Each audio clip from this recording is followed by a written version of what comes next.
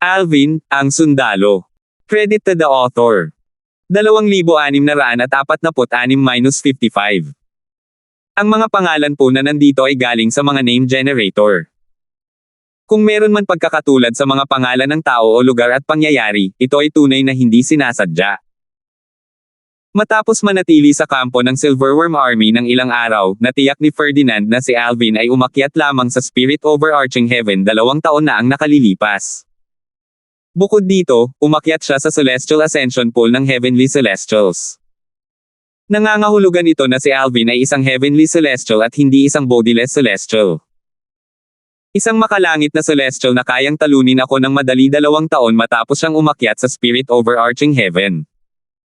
Ang kanyang mga celestial methods at divine abilities ay tiyak na nasa antas ng langit. Bumilis ang paghinga ni Ferdinand nang maisip niya ito. Tiningnan niya sina Renden, Laika, at Clint nang may diin habang sinasabi, kung sino man sa inyo ang maglalakas loob na ibunyag ang bagay na ito, sisiguraduhin kung lahat kayo ay mamamatay ng walang libingan. Matapos pagbantaan ng 3 tao, dagdag ni Ferdinand, ipapaalam ko ito sa aking ninong pagbalik ko sa ari-arian ng gobernador ng county. Sisiguraduhin kung gagantimpalaan niya kayong lahat ng malaki. Ginamit niya ang pamamaraan ng carrot at patpat sa 3 taong ito, sa takot na ibunyag nila ang bagay na ito sa mga tagalabas. Kung kumalat ang balita tungkol kay Alvin na nagtataglay ng mga pamamaraang celestial at banal na kakayahan na nasa antas langit, mahihirapan siya at ang kanyang ninong na makuha ang mga pambihirang pamamaraang celestial at banal na kakayahan. Alam ni Ferdinand na kapag kumalat ang balita, lalo na ang 9 Spectres County at ang mansyon ni Haring Ching, ang buong Cloudy Rock Celestial Kingdom ay malulubog sa kaguluhan. Kung tutuusin, walang mga celestial methods at divine abilities na abot langit sa kaharian. Maraming salamat, Batang Panginoon Faye. Mabilis na nagpahayag ng pasasalamat sina Renden at ang dalawa pa nang marinig ang mga salita ni Ferdinand. Tila may naalala si Renden sa sandaling ito. Nagniningning ang kanyang mga mata nang tumingin siya kay Ferdinand habang sinasabing, kung makukuha ni kagalang-galang na Aether Thomas ang mga celestial methods at divine abilities ni Alvin, Young Master Ferdinand, maaari po ba kayong magbigay ng ilang magagandang salita para sa akin at itanong kung maibibigay sa akin ni kagalang-galang na Elder Thomas ang isa sa mga celestial methods o divine abilities ni Alvin? Isa lang ay sapat na.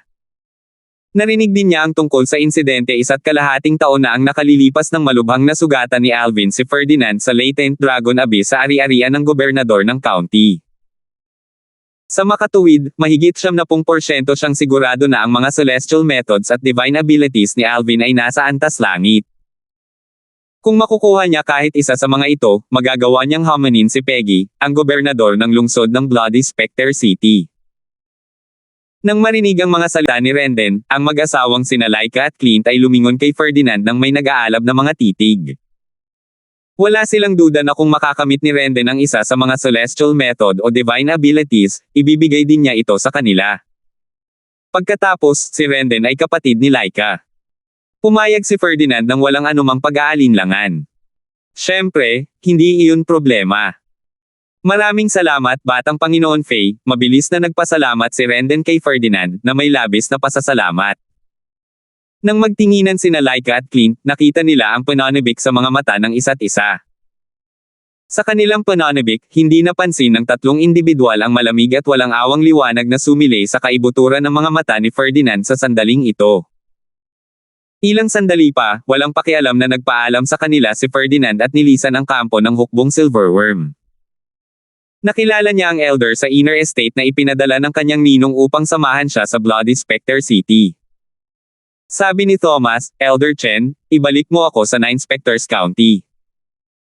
Ang elder sa inner estate na sumunod kay Ferdinand dito mula sa 9 Spectres County ay ang tapat na nasasakupan ni Thomas. Dahil si Ferdinand ay inaanak ni Thomas, tinatrato niya ang una na parang kahalili ni Thomas. Opo, Young Master Ferdinand.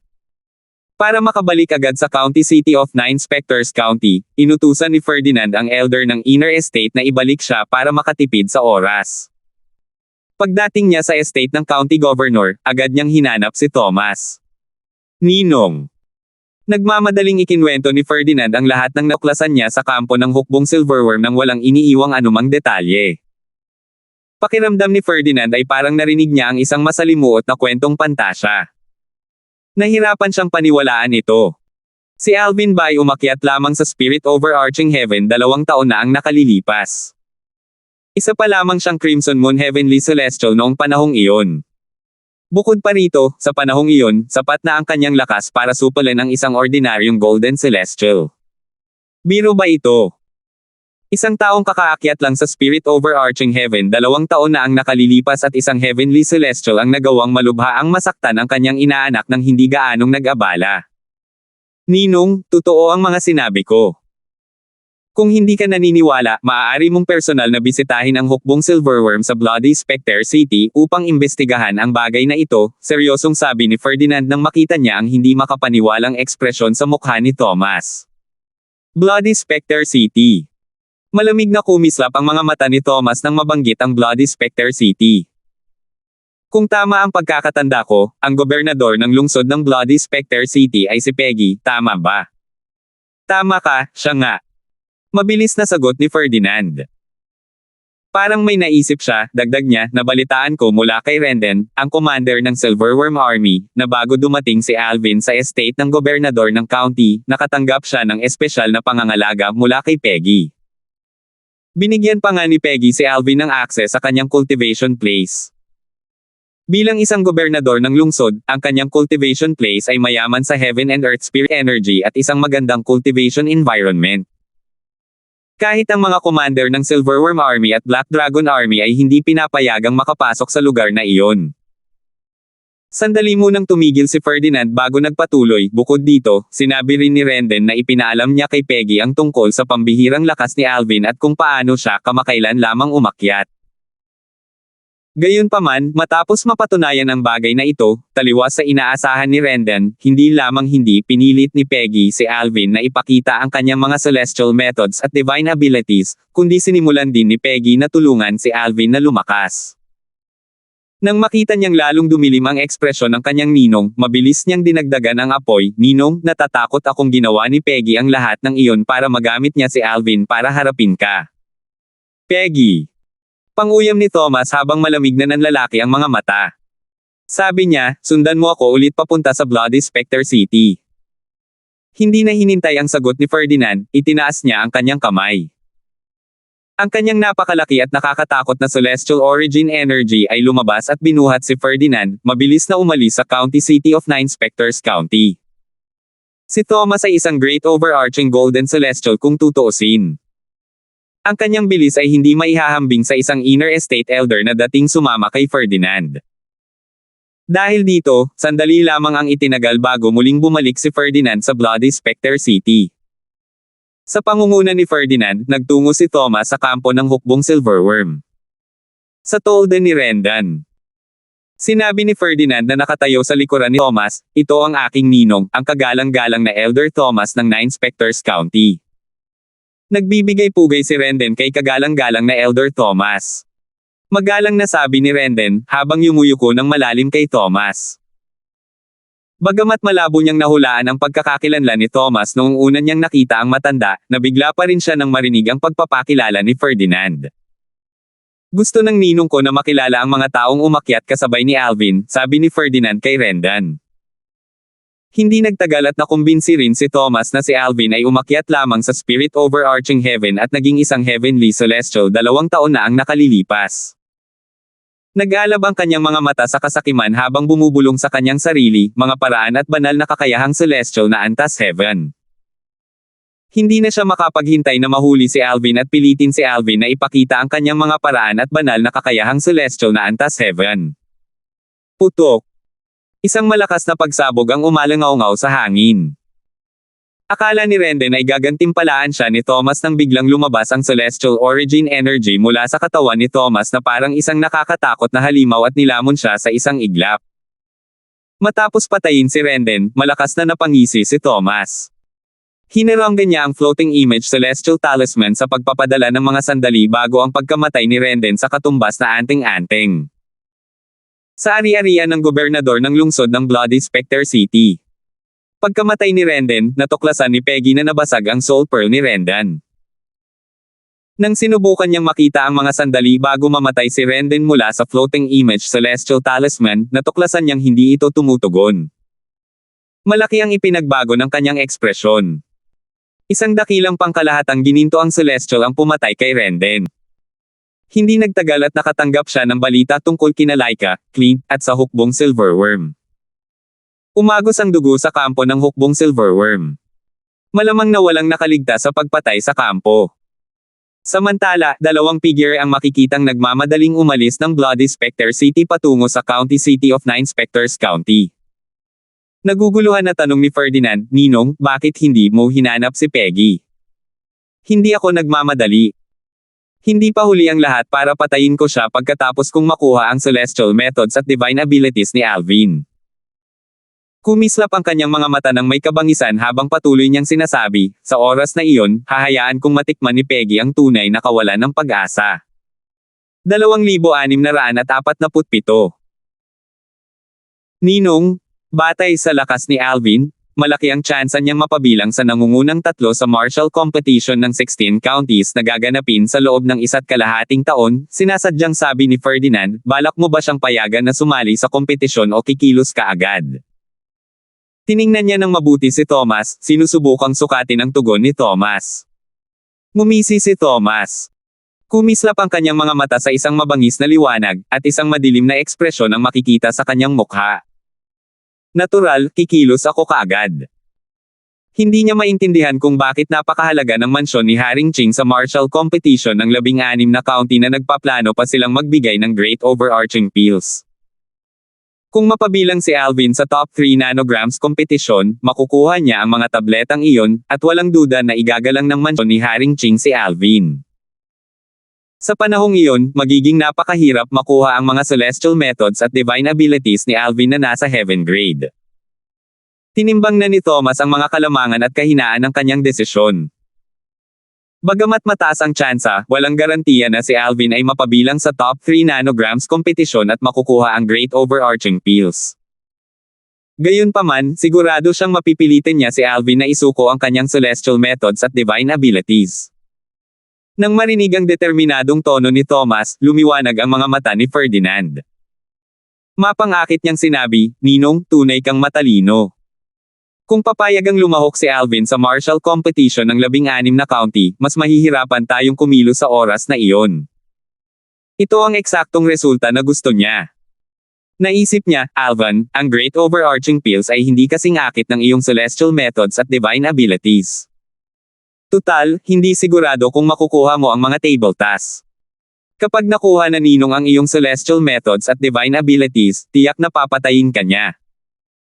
Maya-maya, sinabi ni Ferdinand, "Ninong, pinahahalagahan na ngayon ng gobernador ng Lord County si Alvin. Kung kikilos tayo laban sa kanya sa estate, natatakot ako na magiging mahirap ito. Bukod pa rito, kung kikilos tayo sa estate, may posibilidad na malaman ng gobernador ng Lord County ang tungkol sa mga celestial methods at divine abilities na nasa antas ng langit. Ayos lang kung handa siyang ibahagi sa iyo ang mga celestial methods at divine abilities. Gayunpaman, kung ipipilit niya na sumali si Alvin sa martial competition ng 16 na counties, natatakot ako na mawawala sa iyo ang iyong pagkakataong makuha ang mga celestial methods at divine abilities."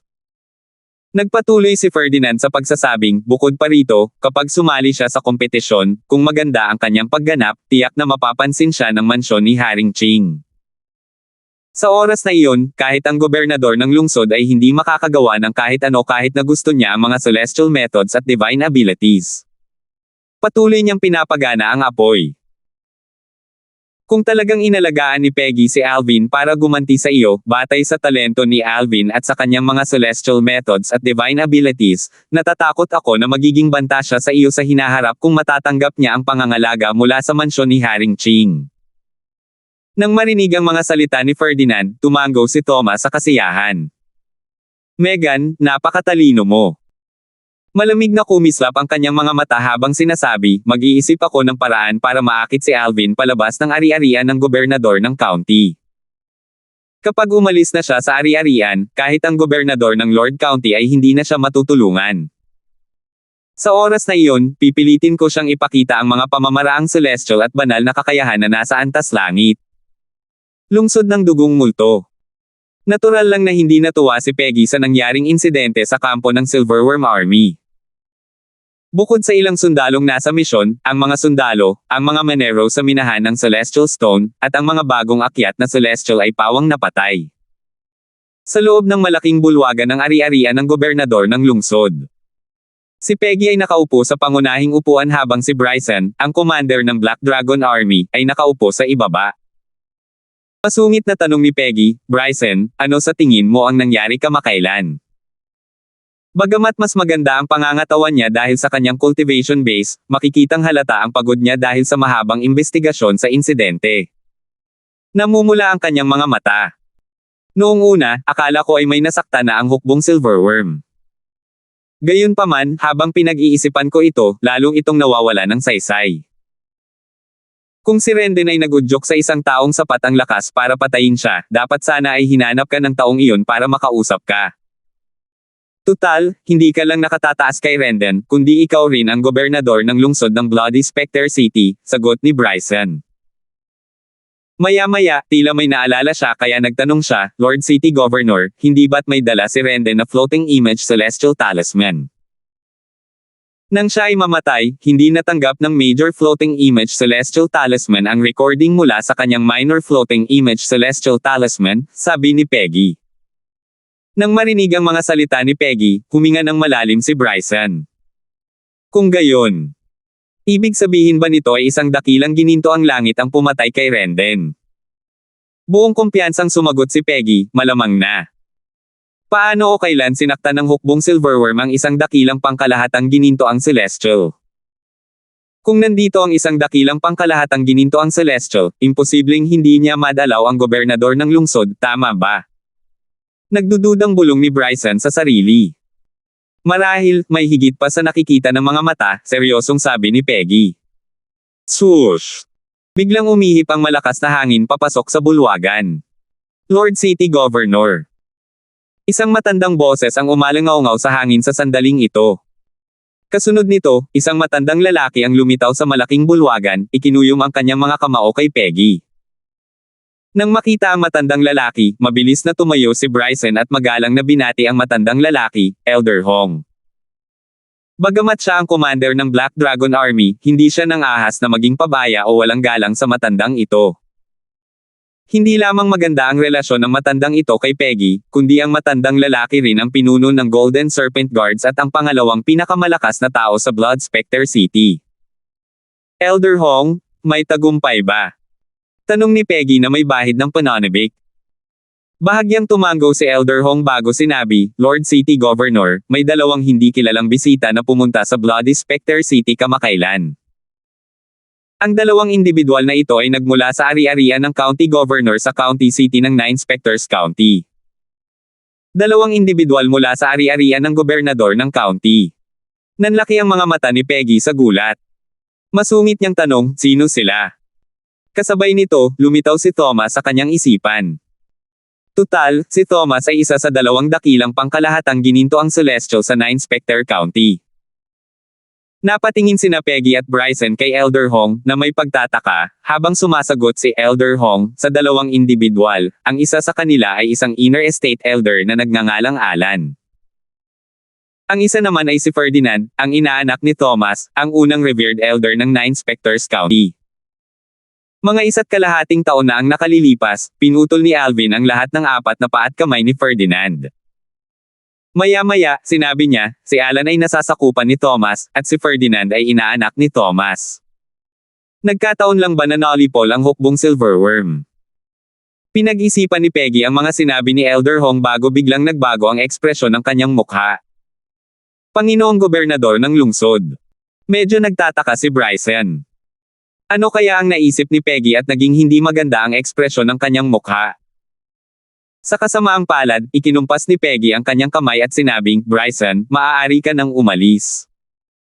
Nalaman ko na ang nangyari kaya hindi mo na kailangang ipagpatuloy ang iyong investigasyon. Ipapaliwanag ko sa iyo ang bagay na ito sa ibang pagkakataon. Kailangan kong makausap ng pribado si Elder Hong ngayon."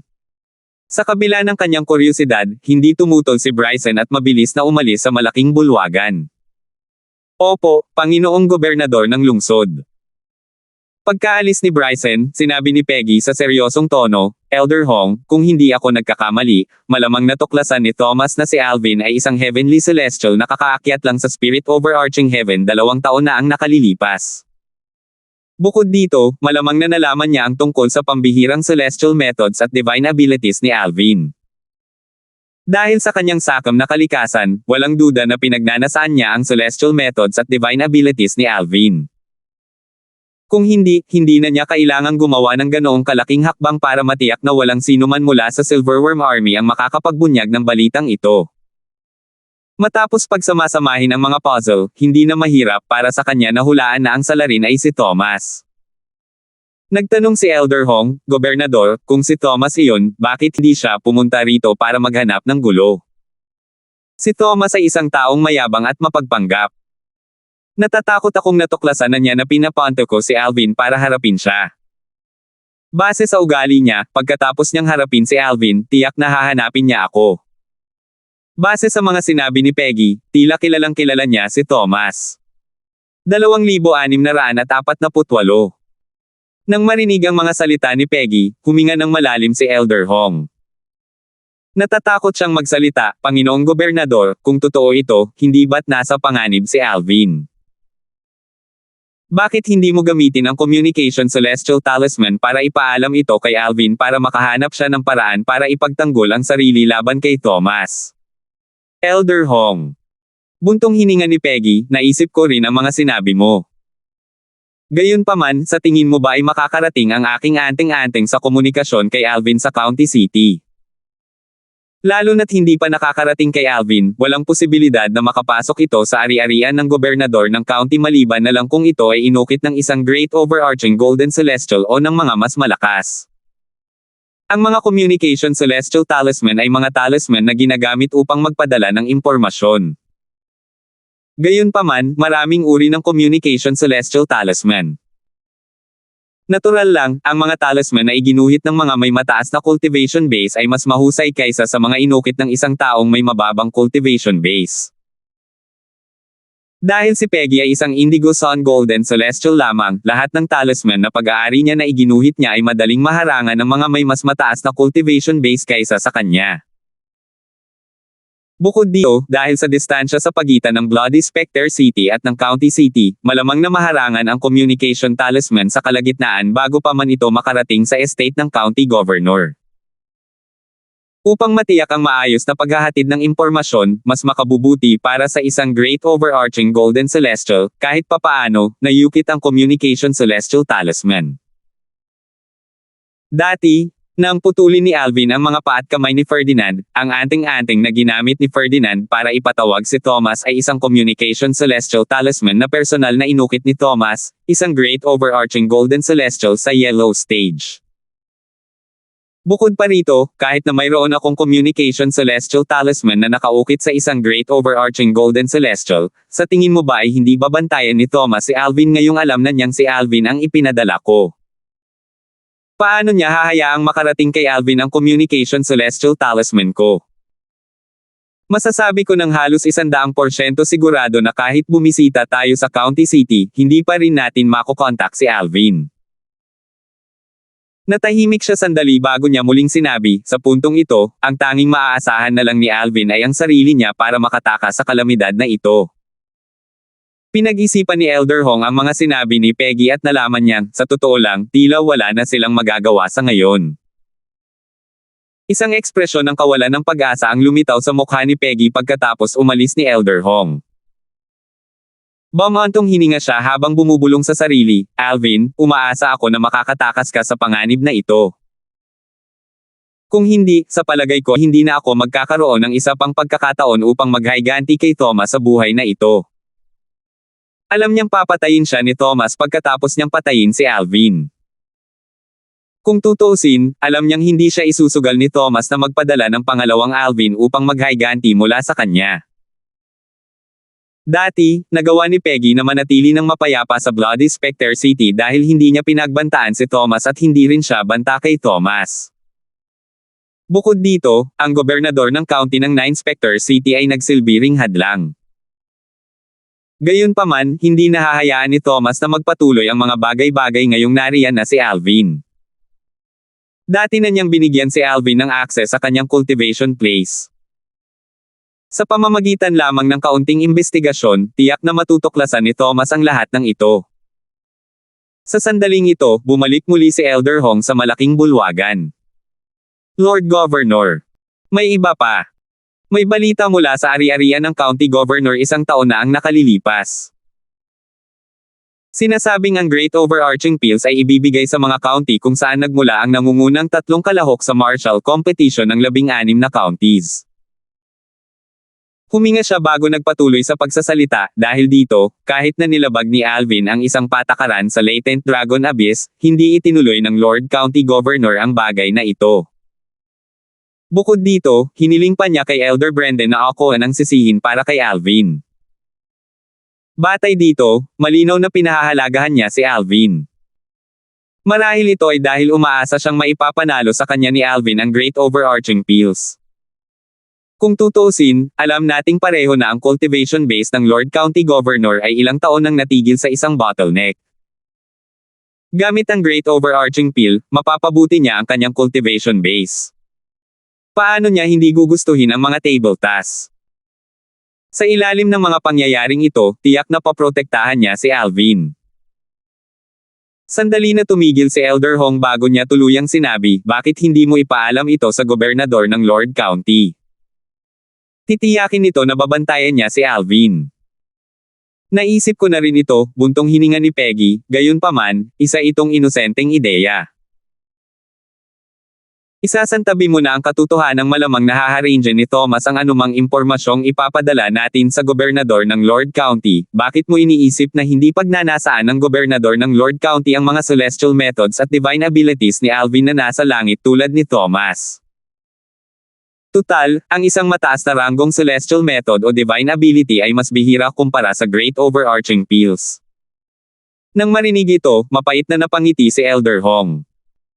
Tunay nga, ang aking pag-iisip ay inosente at napakasimple. Wala akong kasing talino mo. Bamantong hininga siya habang idinagdag, tulad ng sinabi mo, si Alvin ay maaari na lamang umasa sa kanyang sarili ngayon. Samantala, natural lang na walang alam si Alvin sa lahat ng nangyari sa Bloody Spectre City. Nasa loob pa rin siya ng closed-door cultivation. Matapos makuha ang primitibong celestial pill na iyon, ang Hidden Spirit Pill, mula sa gobernador ng county ng Nine Spectres County, buong pusong ibinaon ni Alvin ang kanyang sarili sa cultivation. Ang bisa ng tableta ay nasisipsip at kumalat sa kanyang katawan. Kahit na matapos ang isang tagumpay sa kanyang cultivation base, nagpatuloy pa rin siya sa cultivation na may layuning makaabot sa susunod na yugto. Lubos niyang nakalimutan ang paglipas ng panahon habang siya ay nag-cultivate. Habang naglilinang, kahit na nakatagpo siya ng mga hadlang na nagpapabagal sa kanyang bilis ng paglilinang, hindi siya tumigil at nagpatuloy sa paglilinang gamit ang yellow grade cultivation technique, ang crystal clearance technique. Dahil dito, patuloy niyang pinapaikot ang kanyang celestial origin energy, ang hidden spirit pill, at ang spirit nourishing pill sa kanyang katawan, kinukumpleto ang sunod-sunod na siklo. Kasama ang superior na kapaligiran sa paglilinang at ang high-grade na celestial stone, mabilis siyang umuunlad. Sa silid na bato sa kaibuturan ng Latent Dragon Abyss, uminom si Alvin ng isang hidden spirit pill at nilunok ito. Di nagtagal, isang masaganang enerhiyang panggamot ang dumaloy sa kanyang katawan. Ito na ang aking huling hidden spirit pill. Umaasa ako na ang bisa ng tableta ay sapat na para malampasan ng aking cultivation base ang hadlang na ito at makarating sa susunod na yugto. Spirit Nourishing Pill. Pagkatapos noon, ininom niya ang Primitive Celestial Pill, ang Spirit Nourishing Pill. Matapos uminom ng mga tableta, kumalma si Alvin at buong pusong ibinaon muli ang kanyang sarili sa paglilinang. Maliban sa paglilinang, wala nang ibang kalabisan na iniisip sa kanyang isipan. Nagsama ang bisa ng 2 tableta, at naramdaman niya ang kanyang sarili na halos lumagpas na sa bottleneck. Walang kamalay-malay si Alvin na sa sandaling ito, may mga taong naghihintay sa kanya na lumabas mula sa kanyang saradong paglilinang sa ari-arian ng gobernador ng county. Sus Mariosep. Hindi pa rin lumalabas ang Alvin na yan. Isa lamang siyang heavenly celestial, kahit gaano pa kaganda ang kapaligiran at mga mapagkukunan ng cultivation, sa kalaunan ay madadatnan din siya ng bottleneck, di ba? Bakit hindi pa rin siya lumalabas? Halos kalahating taon na ang lumipas, at hindi pa rin siya lumalabas. Kababalik lang ni Ferdinand sa kanyang silid na bato na pangalawa sa huli sa Latent Dragon Abyss. Ang kanyang ekspresyon ay talagang hindi magandang tingnan. Ilang buwan na ang lumipas simula nang bumalik sila ng kanyang ninong mula sa Bloody Spectre City. Matagal na nilang hinihintay ang paglabas ni Alvin mula sa kanyang saradong cultivation. Tutal, hindi naman sila maaaring kumilos laban kay Alvin sa Latent Dragon Abyss dahil tiyak na aalertuhan nila ang gobernador ng county. Sa oras na iyon, sino ang nakakaalam kung makukuha nila ang mga celestial methods at divine abilities ni Alvin na nasa antas langit? Sa kabilang banda, nanatiling matyaga si Thomas habang hinihintay niya si Alvin. Marahil, totoo ang kasabihang, mas tumatanda ang luya, mas maanghang ito. Kung ikukumpara, si Ferdinand ay nagsimulang mawala ng pasensya matapos maghintay ng ilang buwan lamang. Gayunpaman, wala siyang magagawa kahit na naiinip na siya. Ang tanging magagawa niya ay lumabas mula sa kanyang silid na bato paminsan-minsan upang tingnan ang huling silid na bato sa Latent Dragon Abyss, tinitingnan kung mayroong anumang senyales ng paggalaw. Pagkalipas ng 2 buwan. Boom! Isang sunod-sunod na malalakas na pagsabog ang biglang umalangaw-ngaw mula sa huling silid sa kailaliman ng Latent Dragon Abyss. Ang kaguluhang dulot nito ay napakalaki. Maging ang silid na bato sa itaas nito ay bahagyang nanginginig. Ito ay isang kahangahangang gawa dahil ang Latent Dragon Abyss na itinayo ng gobernador ng county ng Nine Spectres County ay napakatibay. Sa pangalawa sa huling silid na bato sa Latent Dragon Abyss, si Ferdinand na nakaupo ng nakakross ang mga paa ay iminulat ang kanyang mga mata sa tuwa. Parang ang kaguluhan ay nagmula sa silid na bato ni Alvin. Pagkatapos ng kalahating taon, sa wakas ay nagpakita na si Alvin ng mga senyales ng paggalaw. 2,649. Ang Latent Dragon Abyss ay mayroong 30 silid na bato sa kabuuan. Mas malapit ito sa ilalim, mas maganda ang kapaligiran sa paglilinang. Ang silid na bato sa pinakamalalim na bahagi ng Latent Dragon Abyss ay may kapaligiran sa paglilinang na maihahambing sa lugar ng paglilinang ng unang revered elder ng ari-arian ng gobernador ng county sa Nine Spectre County. Sa kasalukuyan, ang silid na bato sa pinakamalalim na bahagi ng Latent Dragon Abyss ay puno ng magulong celestial origin energy. Ang enerhiya ay kumalat sa silid, tumama sa mga dingding at nagdulot ng sunod-sunod na pagsabog. Ang pinagmumula ng celestial origin energy ay isang binata na nakasuot ng lila na nakaupo sa isang higa na bato sa silid na bato. Ang binata na ito ay walang iba kundi si Alvin na nasa isang saradong cultivation. Pagkatapos niyang umalis sa patio sa tirahan ni Brendan, isang elder sa looban ng estate sa estate ng gobernador ng county, bumalik siya sa kanyang silid na bato sa Latent Dragon Abyss upang mag-cultivate. Hindi na siya lumabas mula noon. Para bang nakasalalay dito ang kanyang buhay, masigasig na nagil-inang si Alvin upang mapataas ang kanyang cultivation base. Matapos ang 1.5 taon, sa wakas ay nagkaroon siya ng pangalawang tagumpay. Siya ngayon ay isang Yellow Sun Golden Celestial. Gaya ng kasabihan, tinutulungan ng langit ang mga tumutulong sa kanilang sarili. Ganito pala ang celestial origin energy ng isang Yellow Sun Golden Celestial. Bulong ni Alvin sa sarili habang kinokontrol niya ang celestial origin energy at itinuturo ito sa mga dingding. Hindi yun eksaktong totoo. Ang kanyang celestial origin energy ay, sa katunayan, naiiba sa karamihan ng mga Yellow Sun Golden Celestial. Naisip niya, bagamat isa akong Yellow Sun Golden Celestial, mas tumpak na sabihin na ang aking celestial origin energy ay maihahambing sa isang Blue Sun Golden Celestial. Dahil sa 79 na heavenly veins, ang aking celestial origin energy ay tumaas ng 2 antas. Swoosh! Sa isang iglap lang, binawi ni Alvin ang kanyang celestial origin energy. Nang imulat niya ang kanyang mga mata, kumislap ang mga ito ng napakaliwanag na tila kayang magbigay liwanag sa langit at lupa. Mabuti na lang at sapat na ang bisa ng Hidden Spirit Pill para makalusot ako at maging isang Yellow Sun Golden Celestial. Iniisip ko kung gaano na ako katagal sa closed-door cultivation. Gayunpaman, sa palagay ko ay hindi pa ito lumampas sa 2 taon. Gaya ng dati, nakalimutan na ni Alvin ang paglipas ng panahon noong siya ay naglilinang. Nang unang pumasok si Alvin sa closed-door cultivation, ang martial competition ng 16 na county na ginanap sa mansyon ni Haring Ching ay 2.5 taon na lamang ang layo.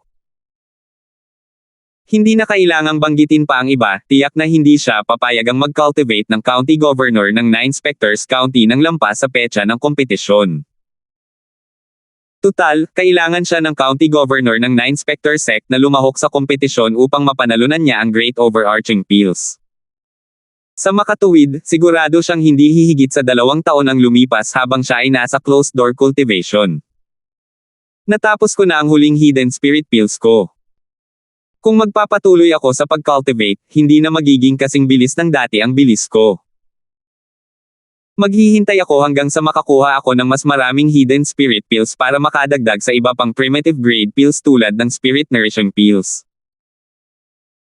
Matapos maranasan ang mga epekto ng hidden spirit pills na hinaluan ng spirit nourishing pills, kung mayroon siyang pagpipilian, hindi nagugustuhin ni Alvin na mag-cultivate sa pamamagitan lamang ng pag-inom ng spirit nourishing pills.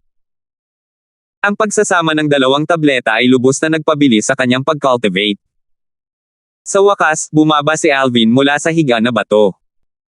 Habang palabas siya ng silid na bato, naisip niya sa sarili, matagal-tagal na rin mula noong nakarating ako sa county city, pero hindi ko pa nagagalugad ang lugar. Gagamitin ko ang oras na ito para maglibot-libot at magpahinga. Pagkalabas ni Alvin mula sa kanyang silid na bato, naramdaman niya ang isang matalim na titig sa kanya. Ferdinand. Natuklasan niya ang may-ari ng nag-aalab na titig nang tumangala siya. Ito ay walang iba kundi ang inaanak ni Thomas na ang mga paa at kamay ay pinutol niya dati. Dahil ang silid na bato ni Ferdinand ay direktang nasa itaas ng kanyang silid na bato, malamang na na-alerto si Ferdinand dahil sa kaguluhan sa kanyang silid kanina. Malinaw niyang nakita ang nag-aalab na puot sa kaibuturan ng mga mata ni Ferdinand, ngunit hindi siya nababagabag nito. Sa katunayan, magiging kakaiba sana kung hindi siya kinamuhian ni Ferdinand matapos niyang putulin ang mga paa at kamay ni Ferdinand. Maya-maya pa, umiwas ng tingin si Alvin. Tumapak siya sa lupa bago lumipad lampas kay Ferdinand at lumipad pataas sa kalangitan. Sa buong proseso, hindi niya pinalampas ang tingin ni Ferdinand. Alvin, nakanganga si Ferdinand nang makita ang tahasang pagwawalang bahala ni Alvin. Sa kasamaang palad, wala na siyang magagawa. Naisip niya, pwede ka namang maging mayabang. Tingnan natin kung gaano katagal. Habang palabas si Alvin sa Latent Dragon Abyss, marami sa mga kalalabas lang mula sa kani-kanilang mga silid na bato at sa mga kababalik lang sa Latent Dragon Abyss ang nakakita kay Alvin. Si Alvin yan. Nasa labas si Alvin. Matagal siyang nawala. Gaano katagal iyon? Dapat mga 1.5 taon, di ba? Nang paalis na sana si Alvin sa Latent Dragon Pool, narinig niya ang isang pamilyar na boses na tumatawag sa kanya. Alvin. Chinyu. Lumingon si Alvin at nakita si Chinyu, isang dating kapitan ng Black Dragon Army. Si Chinyu ay napili sa Bloody Specter City upang sumama sa kanya sa County City. Swoosh! Si Chinyu na kalalabas lang sa pangatlo hanggang sa huling silid ng bato sa Latent Dragon Abyss ay lumitaw na parang isang bog zone ng hangin sa harap ni Alvin. Nang mabilis na papalapit sa kanya si Chinyu kanina, naramdaman na ni Alvin ang mga pagbabago sa aura ni Chinyu. Medyo nagulat siya. Nagtanong siya, Chinyu, nagkaroon ka ba ng tagumpay? Oo. Tumanggaw si Chinyu nang nakangiti. Kung wala akong narating, paano ko masasakop ang silid na bato na mas mababa lamang ang kalidad kaysa kina Ferdinand at sa mga silid na bato ninyo? Dati, nasorpreso rin si Alvin kay Chinyu nang mapili si Chinyu na pumunta sa County City of 9 Specters County kahit alam niyang may talento si Chinyu. Gayunpaman, nang maramdaman niya ang tagumpay ni Chinyu, napagtanto niyang mas may talento pa pala si Chinyu kaysa sa inaakala niya. Ang Latent Dragon Abyss ay naglalaman ng 30 Golden Celestials na wala pang 100 taong gulang. Para kay Chinyu na okupahan ang ikatlong pinakamahusay na silid ng bato, batay dito, makikita kung gaano kalakas si Chinyu. Wala lang yan. Malayo pa rin ako sa'yo, mapagkumbabang sabi ni Chinyu. Binago ni Alvin ang usapan at nakangiting sinabi, dalawa lang sa amin ang napiling pumunta rito mula sa Bloody Specter City. Kung malaman ni Gobernador Lante ng lungsod na pareho kaming nasa top 3 sa 30 Golden Celestials na ito, tiyak na matutuwa siya. Sumagot si Chinyu, nakarating na sa Lord Sea Governor ang balita tungkol sa iyong pagiging nangunguna sa Latent Dragon Abyss. Ako naman, pangatlo lang ako sa pinakamagandang stone chamber nitong mga nakaraang araw kaya natatakot akong hindi pa niya ito naririnig. Pagkatapos niyang magsalita, pinag-aralan niya sandali si Alvin bago nagtanong, nararamdaman ko ang malalaking pagbabago sa iyong aura. Sa loob ng 1.5 taon na ito sa closed-door cultivation, siguradong marami kang natutunan, di ba? Bahagyang nagulat si Alvin nang marinig niya ang mga sinabi ni Chinyu. 1.5 taon. Alam mo ba noong sinimulan ko ang aking closed-door cultivation? Hindi ko alam kung kailan ka pumasok sa closed-door cultivation. Narinig ko lang ito mula sa iba, sagot ni Chinyu. Kaya ako ay nasa isang closed-door cultivation sa loob ng 1.5 taon. Nagawa kong makalusot ng 2 beses bago naging isang Yellow Sun Golden Celestial sa loob ng 1.5 taon. Ang bilis na ito ay tila halos hindi madadaanan sa Spirit Overarching Heaven. Naisip ni Alvin sa kanyang sarili. Kung alam lang ni Chinyu ang iniisip ni Alvin, malamang ay naiinis na siya.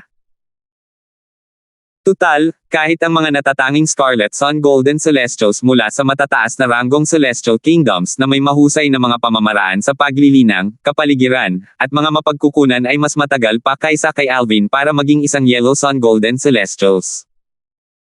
Ang bilis ng cultivation ni Alvin ay napakabilis dahil sa kanyang 79 na Heavenly Veins. Noong una siyang umakyat sa Celestial Ascension Pool, sinunod niya ang payo ni Joshua Reed at nagbabad sa pool ng mas matagal upang patatagin ang kanyang 79 na Heavenly Veins. Dahil dito, mas bumilis pa ang kanyang cultivation speed. Kung hindi, paano magiging posible para sa isang taong kaakyat lang 2 taon na ang nakalilipas na maging isang Yellow Sun Golden Celestial sa napakaikling panahon? Sa loob lamang ng 2 taon, ang isang Scarlet Sun Golden Celestial ay naging isang Yellow Sun Golden Celestial. Bukod sa mga batang makapangyarihang nilalang mula sa mga piling puwersa sa Devata Realms na may tulong ng mga prominent o mas mataas na uri ng Pildores, walang sinuman sa kasaysayan ng Spirit Overarching Heaven ang nakagawa ng ganitong gawa sa pamamagitan lamang ng pag-asa sa mga primitive celestial pills. Sa katunayan, hindi lamang ito sa Spirit Overarching Heaven, masasabi rin ito para sa natitirang 80 Devata Realms. Ang mga nakagawa ng ganitong gawa ay kasing bihira ng mga balahibo ng Phoenix at mga sungay ng Kilin. Maya-maya, nagtanong si Chinyu, Alvin, saan mo balak pumunta? Ang tagal na mula nang makarating tayo sa County City, pero hindi pa ako lumalabas. Plano kong mamasyal sa lungsod, sagot ni Alvin. Nang marinig ang mga salita ni Alvin, sinabi ni Chinyu, bakit hindi ako sumama sa iyo? Pagkatapos ng 2 taon na pamamalagi rito, medyo naging pamilyar na ako sa lungsod. Dadalhin kita kahit saan mo gustong pumunta. 2,650. Bahagyang tumango si Alvin. Bagamat hindi siya masyadong malapit kay Chinyon, pagkatapos ng maraming pakikipag-ugnayan, nagkaroon siya ng magandang impresyon kay Chinyu. Swoosh! Pagkaalis ni na Alvin at Chinyu sa Latent Dragon Abyss, isang figure ang lumipad palabas ng Latent Dragon Abyss sa bilis ng kidlat sa ibang direksyon mula kina Alvin at Chinyu. Ang taong ito ay walang iba kundi si Ferdinand. Matapos niyang makita si Alvin na lumalabas mula sa kanyang nakasarang cultivation, mabilis siyang nagtungo sa tirahan ni Thomas. Nasa labas si Alvin. Bagamat matyaga si Thomas habang hinihintay ang paglabas ni Alvin, kitang-kita ang pagliwanag ng kanyang mga mata at isang nasasabik na ekspresyon ang makikita sa kanyang nangangitim na mukha nang marinig niya ang balita. Ninong, ano ang plano natin? Tanong ni Ferdinand. Matapos makabawi ng kahinahunan si Thomas, ipinikit niya ang kanyang mga matang nanlilisik ng malamig. May plano ako. Ang kailangan mo lang gawin ay sumama at manood ng dula. Nakaramdam ng kapanatagan si Ferdinand nang marinig niya ang kumpiyansa sa mga salita ni Thomas. Samantala, pagkatapos umalis sa lupain ng gobernador ng county, ginalugad nina Alvin at Chinyo ang bawat sulok at siwang ng lungsod. Bagamat dumating si Alvin 2 taon na ang nakalilipas, ito ang unang pagkakataon na ginalugad niya ang lungsod. Mausisa siyang tumingin sa paligid. Pagkatapos maglakad-lakad, inakay ni Chinyo si Alvin papasok sa isang restaurant. Pumili ang dalawa ng mesa na nasa sulok ng silid at nakinig sa mga usapan ng mga tao habang umiinom ng alak. Nag-uusap ang mga taong ito tungkol sa iba't ibang bagay na nakakuha ng atensyon ng dalawa. Bigla na lang naaga ng atensyon ni Alvin ang isang pag-uusap sa pagitan ng dalawang nag-iinuman. Narinig mo ba? Sa mansyon ni Haring Ching, gaganapin ang martial competition ng 16 na kondado sa susunod na taon. Sabi ng isa sa mga lalaki. Paligsahan sa paglaban ng 16 na kondado. Malinaw na ito ang unang pagkakataon na narinig ito ng kanyang kaibigan. Ano iyon? Bueno, ang martial competition ng 16 na county ay. Sinimulan niyang ipaliwanag ang kompetisyon sa kanyang kaibigan. Hindi nagtagal at nakuha rin ang atensyon ng karamihan sa mga tao sa restoran ang mga sinabi ng lalaking ito. Batay dito, makikitang unang beses pa lang itong narinig ng karamihan. Hindi nakakapagtaka. Sabi ng kapatid ko na isang mensahero sa ari-arian ng gobernador ng county, isang lugar na tinatawag na Latent Dragon Abyss ang itinayo 2 taon na ang nakalilipas, at dito matatagpuan ang 30 Golden Celestials na wala pang 100 taong gulang. Lumalabas na ang ari-arian ay naghahanda para sa martial competition ng 16 na counties. Latent Dragon Abyss. Narinig ko rin ang tungkol sa lugar na iyon. Narinig ko pang ang pinutol ng isang Golden Celestial mula sa Bloody Spectre City ang 4 na paa ni Ferdinand pagdating niya. Ferdinand. Ang tinutukoy mo ba ay ang pinakamalakas na Golden Celestial na wala pang 100 taong gulang sa ating 9 Spectres County? Ang inaanak ni Thomas, ang unang iginagalang na elder ng ari-arian ng gobernador ng county. Oo, siya nga. Nagbibiro ka ba? Gaya ng sabi mo, si Ferdinand ang pinakamalakas na Golden Celestial na wala pang 100 taong gulang sa buong 9 Spectres County. Paano nagawang sakta ng isang tao mula sa Bloody Spectre County ang kanyang mga paa at kamay? Bueno, malamang na hindi mo alam ito. Ang totoo ay mainit na usapin ito 2 taon na ang nakalilipas. Gayunpaman, ilang tao na walang ingat na nag-uusap tungkol sa insidenteng ito ay pinatay ng mga tauhan ni Revered Elder Thomas. Kaya naman, kakaunti na lamang ang mga taong nang-ahas na magsalita tungkol dito simula noon. Kung gayon, bakit mo pinag-uusapan iyan ngayon? Hindi ka takot sa kamatayan. Aba, ako. Pakiramdam ko lang hindi ako magiging ganoon kaswert. Bahala na. Aalis na ako pagkatapos kong mabayaran ang bayarin. Kasunod ng pag-alis ng taong nagbunyag ng nakakagulat na balitang ito, agad na nagkagulo ang mga tao sa restoran. Maraming tao ang nag-uusap tungkol sa Golden Celestial mula sa Bloody Spectre City na wala pang 100 taong gulang. Sa isang sulok ng restoran, nakangiting nagtanong si Chinyo, Alvin, kung malaman ng mga taong ito na ang paksa ng kanilang usapan ay narito mismo, ano sa palagay mo ang magiging reaksyon nila? Nagkibit balikat si Alvin bago sinabing, umaasa akong may marinig akong kapaki-pakinabang. Gayunpaman, mukhang hindi sila titigil sa pag-uusap tungkol dito sa lalong madaling panahon. Dapat na tayong umalis. Pagkalabas ng restoran, naglakad-lakad si Alvin sa lungsod sa ilalim ng gabay ni Chinyo. Nang malapit na silang bumalik sa Latent Dragon Abyss, nakarinig sila ng boses mula sa isang desyerto na eskinita sa kabilang kalsada. Manahimik ka. Sa ngayon, wala pang gaanong nakakaalam tungkol sa lugar na yan. Kung pupunta siya rito, baka makapag-ayos na tayo. Bagamat sadyang hinaan ang mga boses, hindi ito nakaligtas sa atensyon ni na Alvin at Chinyo. Pareho silang tumigil bago nagpalitan ng tingin at sabay na sinenyasan ang isa't isa na manahimik. Talaga bang may mga profound grade techniques ang lugar na yan? Isang mahinang boses na halos hindi maitago ang pananabik. Bueno. Hindi ako 100% sigurado. May chismis na ang lugar na iyon ay iniwan ng isang overarching Heaven Supreme Celestial. Syempre naman na ang mga overarching Heaven Supreme Celestial ay may mga profound grade techniques, hindi ba? Sagot ng lalaki bago niya ipinagpatuloy ang pagkukwento sa kanyang kaibigan tungkol sa iba't ibang chismis na narinig niya tungkol sa lugar na umano'y iniwan ng isang overarching Heaven Supreme Celestial. Malinaw ang kanyang mga paglalarawan kaya tila hindi siya nagsisinungaling. Sumulyap si Chinyo kay Alvin at mahinang sinabi, base sa mga sinabi niya, mukhang hindi naman siya nagsisinungaling tungkol sa lugar na iyon. Oo nga.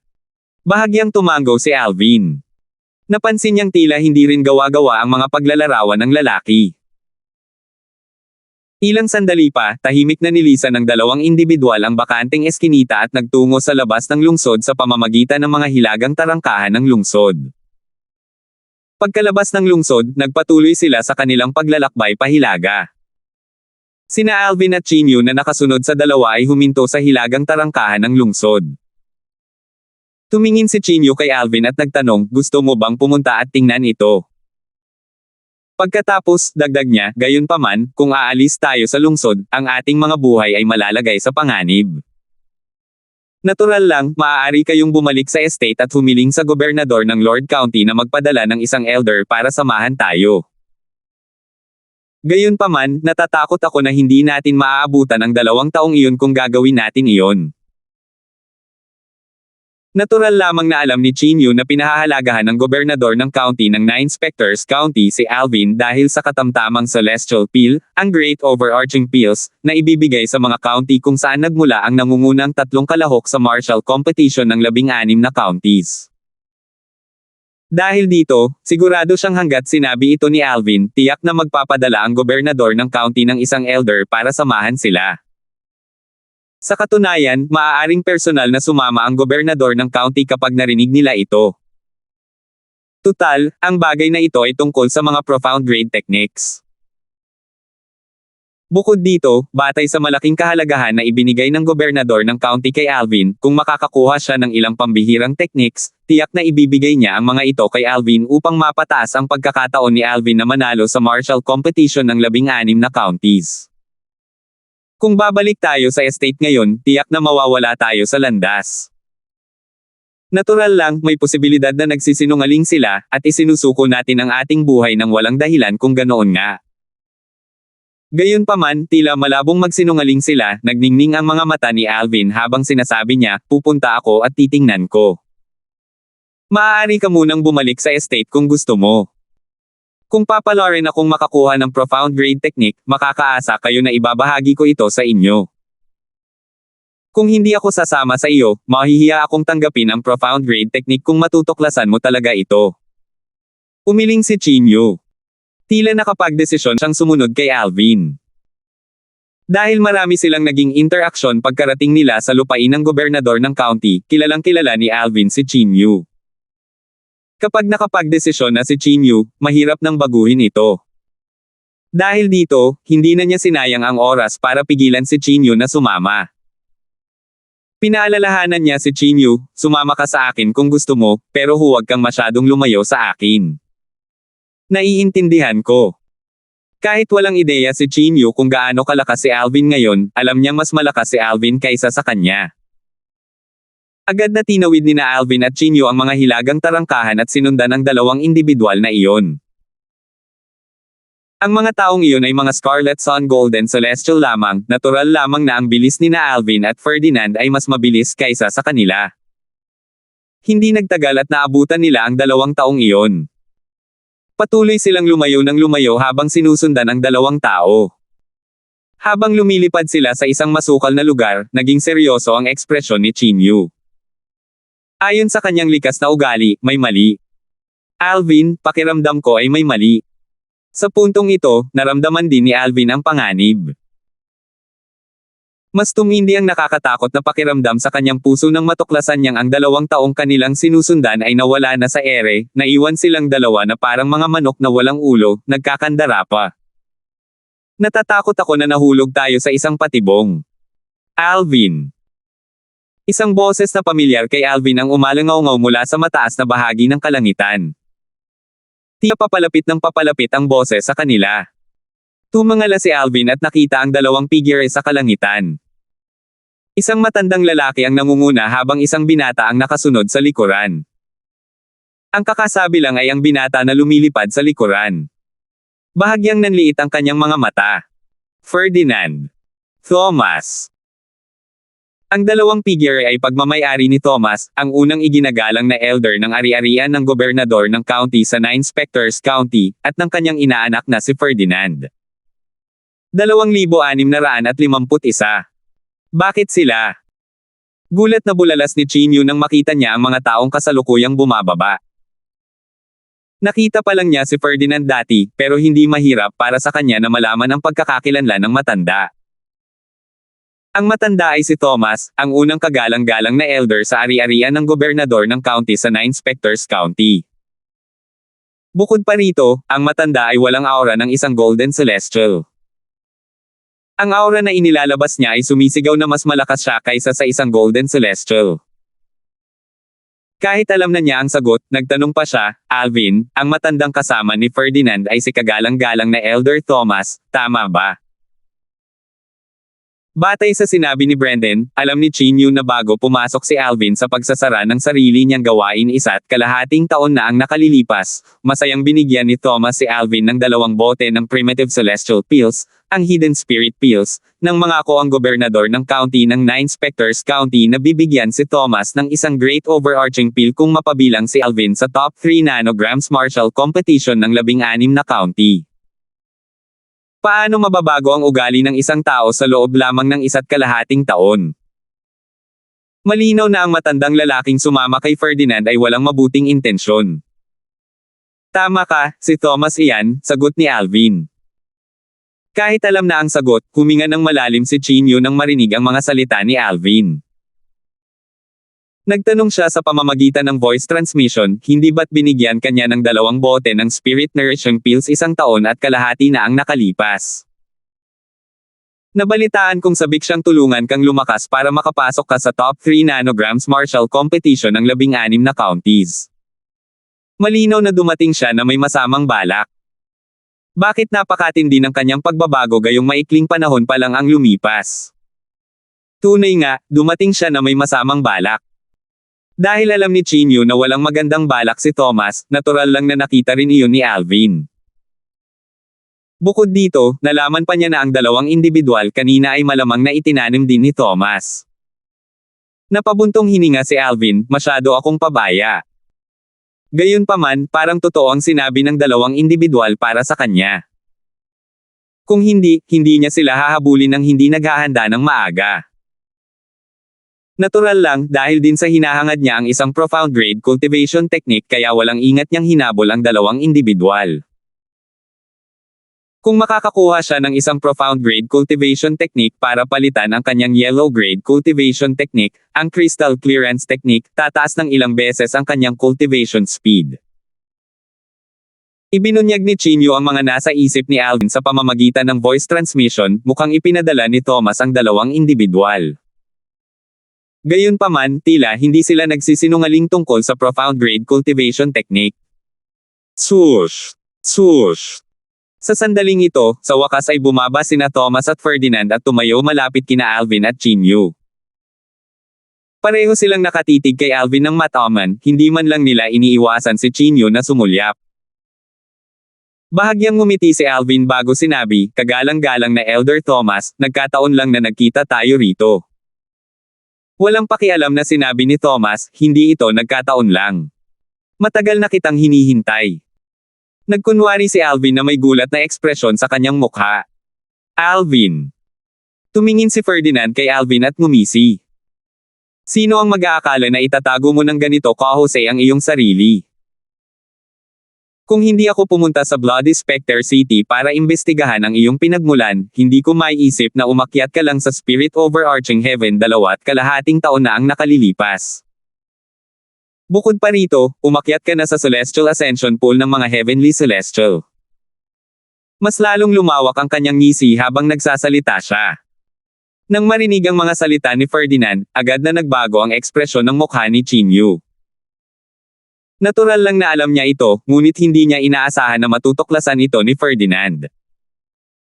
Bukod dito, sinadya ni Ferdinand na pumunta sa Bloody Spectre City upang imbestigahan ang bagay na ito. Napagtanto niya ito sa sandaling ito. Hindi nakakapagtaka na ang saloobin ni Thomas ay sumailalim sa napakalaking pagbabago. Tiyak na ipinaalam sa kanya ni Ferdinand ang tungkol sa lahat ng Alvin. Hindi mahirap malaman na hinanggad ni Thomas ang pambihirang celestial methods at divine abilities ni Alvin. Kung tutuusin, ang isang pangkaraniwang celestial pill tulad ng Great Overarching Pill ay napakaliit kumpara sa isang celestial method o divine ability na nasa antas ng langit. Ngayong nalaman niya ang dahilan sa likod ng pagdating ni Thomas, lumingon siya upang tingnan si Alvin. Gayunpaman, natuklasan niyang nanatiling kalmado si Alvin nang harapin ang mga mapangutyang salita ni Ferdinand. Tila kahit gumuho ang bundoktay sa harap niya, mapapanatili pa rin ni Alvin ang kanyang kahinahunan. Tumingin si Alvin kay Ferdinand at humajejek. Determinado ka. Kahit ang mga bagay na iyan ay naimbestigahan mo na. Ang kanyang mga mata ay puno ng paghamak habang patuloy niyang sinasabi, Ferdinand, kung mayroon kang kahit kaunting determinasyon pagdating sa paglilinang, hindi ka sana naging ganoon kaina para matalo kita sa isang suntok lang. Ang mga salita ni Alvin ay parang pagbubuhos ng asin sa sugat ni Ferdinand. Pagkarinig niya nito, lubhang nagbago ang ekspresyon ng kanyang mukha. Sinaman niya ng tingin si Alvin bago sumigaw, bakit ka umaarte ng mayabang? Kung hindi dahil sa iyong mga celestial methods at divine abilities, paano mo ako mapapantayin? Isa ka lamang bagong akyat na mababang uri ng basura. Hamak na basura. Ngumiti si Alvin. Kung basura ako, ano ang masasabi mo? Isang taong naputol ang mga paa at kamay dahil sa hamak na basura. Ginagawa ka ba nitong basura? Lumalim ang kanyang ngiti habang nagsasalita. Nang marinig ang mga salita ni Alvin, nawala ng malay si Ferdinand, at ang kanyang ekspresyon ay lalong naging hindi maganda. Nagsasalita si Alvin ng katotohanan. Napakalaki ng agwat sa pagitan nila kaya madali siyang matatalo ni Alvin sa isang suntok lang. Sa huli, sinabi niya sa mahinang boses, Alvin, maaari kang magpatuloy sa pagiging matalino. Gayunpaman, hindi nito mababago ang katotohanan na isa ka lamang aso sa holo ng aking ninong. Kung sinabihan kang pumunta sa silangan, hindi ka man lang makakatingin sa kanluran. Kung sinabihan kang pumunta sa timog, hindi ka man lang makakatingin sa hilaga. Ngumisi siya habang patuloy na may kumpiyansa na sinasabi, kung masunurin mong ihahayag ang iyong mga celestial methods at divine abilities, maaari kang mabuhay ng ilang taon pa. Kung hindi, matitikman mo kung ano ang pakiramdam ng magkaroon ng buhay na mas masahol pa sa kamatayan. Malinaw na hindi niya pinagdududahan ang kakayahan ni Thomas. Ganoon ba? Ngumisi si Alvin. Mula sa simula hanggang ngayon, hindi siya nagpakita ng kahit kaunting takot. Para bang hindi siya natatakot kay Thomas. Ngumiti ka na habang kaya mo pa. Kapag kumilos na ang ninong ko, hindi ka na makakangiti kahit gusto mo pa. Pangiinis ni Ferdinand. Sa sandaling ito, si Thomas na nanatiling tahimik hanggang ngayon ay sa wakas ay nagsalita, Alvin. Ang kanyang maulap na mga mata ay tila napakaliwanag sa sandaling ito habang nakatingin kay Alvin. Nakakagulat talaga na umakyat ka lang 2.5 taon na ang nakalilipas. Kung hindi ako nagkakamali, isa ka pa ring heavenly celestial, hindi ba? Sinagot ni Alvin ang tanong gamit ang isa pang tanong, maniniwala ka ba kung tatanggi ako, kagalang-galang na Elder Thomas? Bago pa makasagot si Thomas, malakas na napangisi si Ferdinand. May paghamak na sinabi niya, Alvin, sino ka sa tingin mo? Inaasahan mo ba kaming maniniwala na naging isang golden celestial ka sa loob lamang ng 2.5 taon? Isang biro. Kung matuturuan ko ang iyong mga celestial methods at divine abilities na nasa antas langit, mapapatay kita gamit ang isang daliri. Hindi man lang sumulyap si Alvin kay Ferdinand. Kalmado lang siyang tumingin kay Thomas. Hindi talaga karapat-dapat si Ferdinand sa kanyang atensyon. Alvin. Nang makita ni Ferdinand ang tahasang pagwawalang bahala ni Alvin, siya ay nagdamdam at napahiya. Tinitigan niya ng masama si Alvin hanggang sa tila ba lalabas na sila sa kanilang mga butas. Sa sandaling ito, malamig na kumislap ang mga mata ni Thomas habang sinasabi, maniwala man ako sa iyo o hindi, walang duda na mahuhuli kita ngayon. Kahit na itinigil na ni Thomas ang kanyang mga pagkukunwari, kalmado pa rin ang itsura ni Alvin. Walang pakialam niyang tanong, kagalang-galang na Elder Thomas, kung hindi ako nagkakamali, ang 2 taong iyon ay ipinadala mo para akitin ako rito, tama ba? Tama, walang pakialam na sagot ni Thomas. Hindi niya masyadong inisip kung bakit nagawa ni Alvin na mapanatili ang kanyang kahinahunan. Pareho nilang inakala ni Ferdinand na nagpapanggap lamang si Alvin para subukang lituhin sila. Sabi ni Alvin, nakakapagtaka talaga ako. Bakit parang nagsasabi sila ng totoo noong pinag-uusapan nila ang mga pamamaraan ng malalim na paglilinang? Walang anumang kapintasan sa kanilang mga salita. Iyon ay dahil nagsasalita sila batay sa aking karanasan 1 taon at kalahati na ang nakalipas. Noong panahong iyon, nakakuha ako ng impormasyon tungkol sa kinaroroonan ng isang profound grade cultivation technique at umalis pa ako sa 9 Specters County para hanapin ito. Isang halos hindi mahahalatang bahid ng panghihinayang ang sandaling sumilay sa kanyang mga mata nang magsalita siya. Gayunpaman, hindi ito nakaligtas sa paningin ni Alvin. Agad niyang inilantad si Thomas. Sayang naman. Mukhang nakuha ng ibang tao ang profound grade cultivation technique. Aba, sa tingin ko ay hindi naman sayang. Nagningning ang mga mata ni Thomas habang nakatitig kay Alvin. Kung ikukumpara sa isang maliit na profound grade cultivation technique, mas interesado ako sa heaven grade celestial methods at divine abilities. 2,652. Mga 2 taon na ang nakalilipas, nakatanggap si Thomas ng balita tungkol sa isang pamamaraan ng malalim na paglilinang. Dahil dito, palihim niyang iniwan ang ari-arian ng gobernador ng county. Natural lamang na kumilos siya ng palihim dahil sa kanyang pagkamakasarili. Ayaw niyang ibahagi ang pamamaraan ng malalim na paglilinang sa gobernador ng county ng 9 Specters County. Ito rin ang panahon na dumating si Alvin sa ari-arian ng gobernador ng county at pinutol ang mga paa at kamay ni Ferdinand sa latent dragon abyss. Bueno, maaari kang tumanggi na ibunyag ang iyong mga celestial methods at divine abilities, ngunit huwag mong pagsisihan sa huli, pang-iinis ni Thomas. Mayroon akong daan-daan at libu-libong paraan para pahirapan ka. Sa oras na iyon, same time mong gugustuhin ang kamatayan.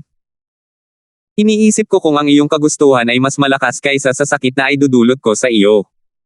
Swoosh! Pagkatapos magsalita ni Thomas, isang napakalaki at nakakatakot na celestial origin energy ang lumabas mula sa kanyang katawan. Para silang mga apoy na dumidila sa hangin, na nagmumukha sa kanya bilang Diyos ng apoy sa sandaling ito. Ang kanyang celestial origin energy na nasa antas ng isang great overarching golden celestial ay tila nagpabigat sa hangin. Sina Chinyo at Ferdinand na ang pinakamahinang cultivation base sa kanilang apat ay bahagyang nahirapang huminga nang mamula ang kanilang mga mukha dahil sa labis na pagkahumaling sa celestial origin energy ni Thomas. Sa kabaligtaran, nanatiling hindi naapektuhan si Alvin mula simula hanggang ngayon. Tumaas ang kilay ni Thomas habang nakatingin kay Alvin at may pagmamataas na sinabi, isang simpleng heavenly celestial na hindi naaapektuhan ng aking celestial origin energy. Alvin, dapat kang maging proud sa iyong sarili. Nagsalita siya na parang isa siyang mataas at makapangyarihang Diyos na nakatingin kay Alvin na parang isang insekto na maaari niyang durugin anumang oras. Gayunpaman, hindi pinansin ni Alvin si Thomas. Humarap siya kay Chinyo at sinabing, "Sina Chinyo, Thomas at Ferdinand ang pumupunta sa akin. Dapat kayong umalis muna." Alam ni Chinyo na sinabi ni Alvin ang mga salitang iyon para sa kanyang sariling kabutihan. Gayunpaman, hindi niya maaaring iwan si Alvin sa mga makapangyarihang kaaway. Hindi niya ugali na gawin iyon. Alvin, magkasama tayong umalis sa lungsod, at magkasama rin tayong babalik sa lungsod. Nang matapos magsalita si Chinyo, kumunot ang noo ni Alvin habang si Thomas ay napatawa ng malakas bago sinabing, wala ni isa sa inyo ang aalis dito ngayon. Hindi hanggal si Thomas. Kung pupunta siya para patayin si Alvin, wala siyang pakialam sa buhay o kamatayan ni Chinyo. Tutal, kahit makipagtalo pa si Chinyu sa gobernador ng county, hindi siya makikipagkasundo sa gobernador ng county dahil sa isang patay na tao. Siya lang ang great overarching golden celestial sa Nine Specters County, bukod sa gobernador ng county. Maaaring kasing halaga niya si Alvin habang buhay, ngunit ang isang patay na si Alvin ay walang kwenta. Gayunpaman, hindi niya planong patayin si Alvin bago niya makuha ang celestial methods at divine abilities. Dahil dito, hindi niya maaaring hayaang umalis si Chinyu at humingi ng tulong sa gobernador ng county. Kung malalaman ng gobernador ng county ang tungkol sa pambihirang celestial methods at divine abilities ni Alvin, tiyak na makikialam ang gobernador ng county. Sa oras na iyon, wala sa mga resulta ang magiging pabor sa kanya. Sige, pwede kang manatili, pero mag-ingat ka, sabi ni Alvin bago sumulyap kay Ferdinand na nakatayo sa likuran ni Thomas. Sa sandaling ito, matamang nakatitig si Ferdinand kay Chinyu. Hindi inalis ni Thomas ang tingin kay Alvin habang iniutos niya, "Megan, patayin mo si Chinyu habang kinakaharap ko si Alvin." Sa sandaling ito, tila si Alvin lang ang nakikita niya. "Opo, Ninong." Sagot ni Ferdinand at agad na lumapit kay Chinyu. "Mag-ingat ka." Dumilim ang ekspresyon ni Alvin. Gumalaw ang kanyang celestial origin energy, malinaw na balak niyang tulungan si Chinyu. Dahil hindi kinuha ni Chinyu ang silid bato ni Ferdinand sa latent dragon abyss, malamang na mas mahina pa rin si Chinyu kaysa kay Ferdinand. Dahil dito, hindi niya maiwasang mag-alala tungkol sa kaligtasan ni Chinyu. Dapat mong bantayan ang iyong sarili. Sa sandaling ito, hinarang ni Thomas si Alvin gamit ang kanyang celestial origin energy na nagliliyab na parang apoy. Boom!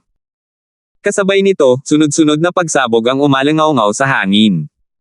Nagsimula ng maglaban sina Chinyu at Ferdinand. Nang tumingin si Alvin, natuklasan niya na, sa katunayan, mas malakas si Ferdinand kaysa kay Chinyu, ngunit ang pagkakaiba sa kanilang lakas ay medyo maliit lamang. Batay sa sitwasyon, malabong matalo ni Ferdinand si Chinyu sa wala pang 100 galaw. Naramdaman niyang hamupa ang kanyang pag-aalala, at ibinalik niya ang kanyang atensyon kay Thomas na lumitaw sa harap niya. Bago dumating si Alvin sa County City of Nine Specters County, noong siya ay nasa Bloody Specter City pa rin na malayo, ikinwento na sa kanya ni Peggy ang tungkol kay Thomas at ang kanilang alitan. Kapalit ng mas maayos na kapaligiran sa paglilinang at mga mapagkukunan, nangako siyang huhulihin si Thomas at ibabalik kay Peggy sa Bloody Specter City pagkatapos niyang lumakas. Bukod pa riyan, nangako rin si Peggy na ibubunyag ang lokasyon ng isang celestial fire pagkatapos niyang patayin si Thomas upang ipaghiganti ang kanyang direktang disipulo. Nang maalala ni Alvin ang kanyang kasunduan kay Peggy, ang kanyang mga mata ay nagliwanag na parang mga bituin sa kalangitan sa gabi nang tumingin siya kay Thomas. Malamig na tinitigan ni Thomas si Alvin at sinabi sa malalim na boses, "Alvin, kung susuko ka, hindi ka na magdurusa ng sobra. Kung lalaban ka, sisiguraduhin kong pahihirapan kita hanggang sa mas mainam na mamatay kaysa manatiling buhay." Sigurado siyang kaya niyang patayin si Alvin sa isang suntok lang. Gayunpaman, dahil wala siyang planong patayin si Alvin, kakailanganin niya ng kaunting kahusayan sa kanyang bahagi upang mahuli ng buhay si Alvin. Gayunpaman, hindi niya inisip na magiging mahirap ito. Kung tutuusin, isa siyang dakilang pangkalahatang gininto ang celestial, gaano kahirap para sa kanya na mahuli ng buhay ang isang heavenly celestial. Ngumisi si Alvin. Isang great overarching golden celestial na mahilig maglabas ng kalokohan. Nakakahiya ka sa mga great overarching golden celestial kahit saan. Kasabay nito, ginamit niya ang kanyang assist-type divine ability para itaas ang kanyang celestial origin energy ng 4 na yugto. Elementary Devouring Tactic. Noong si Alvin ay isang heavenly celestial pa lamang, ang Elementary Devouring Tactic ay magpapataas lamang ng kanyang celestial origin energy ng 3 yugto. Ngayon na siya ay naging isang golden celestial, itataas nito ang kanyang celestial origin energy ng 4 na yugto. Ang assist-type divine ability, ang Elementary Devouring Tactic, ay isang heaven-grade divine ability. Taliwas sa iniisip ng lahat, ito rin ang tanging heaven-grade divine ability na kanyang na-master. Napakalakas na assist-type divine ability. Ramdam ko ang kanyang celestial origin energy na tumataas ng ilang yugto sa isang kisap mata lang.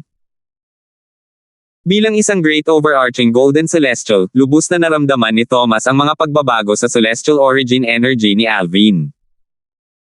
Dahil dito, natitiyak niyang ito ay isang heaven grade assist type divine ability.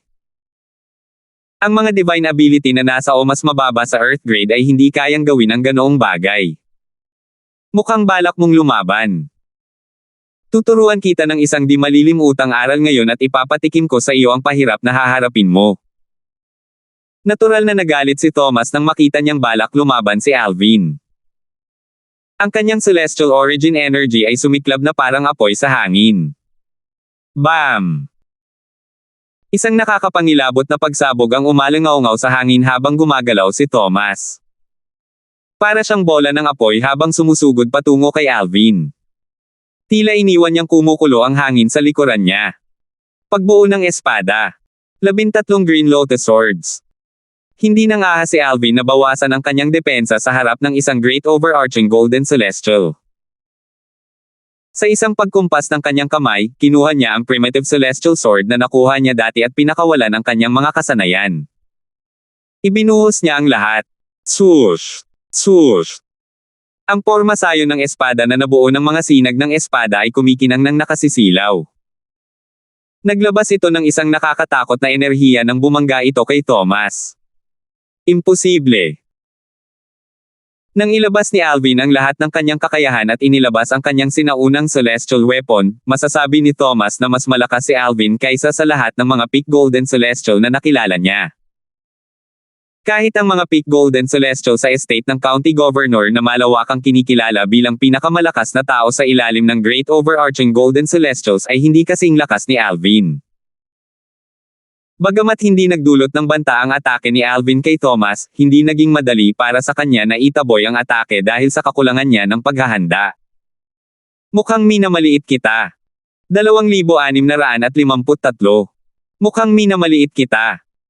Sa pagmamadali na maitaboy ang atake ni Alvin, inilabas ni Thomas ang lahat ng kanyang lakas nang hindi gumagamit ng celestial weapon. Bahagya siyang umatras bago tumingin kay Alvin na may seryosong ekspresyon sa mukha. Ang kanyang mga mata ay puno ng gulat. Hindi niya inaasahan na magiging ganito kalakas si Alvin. Nakaramdam si Thomas ng pagdududa habang iniisip niya ang sarili, siya. Talaga bang? Umakyat sa Spirit Overarching Heaven 2.5 taon pa lamang ang nakalilipas. Isa ba talaga siyang Heavenly Celestial? Imposible para sa isang Violet Moon Heavenly Celestial na maglunsad ng ganito kalakas na atake kahit gaano pa karaming Heaven Grade Celestial Methods o Divine Abilities ang kanilang na-matter.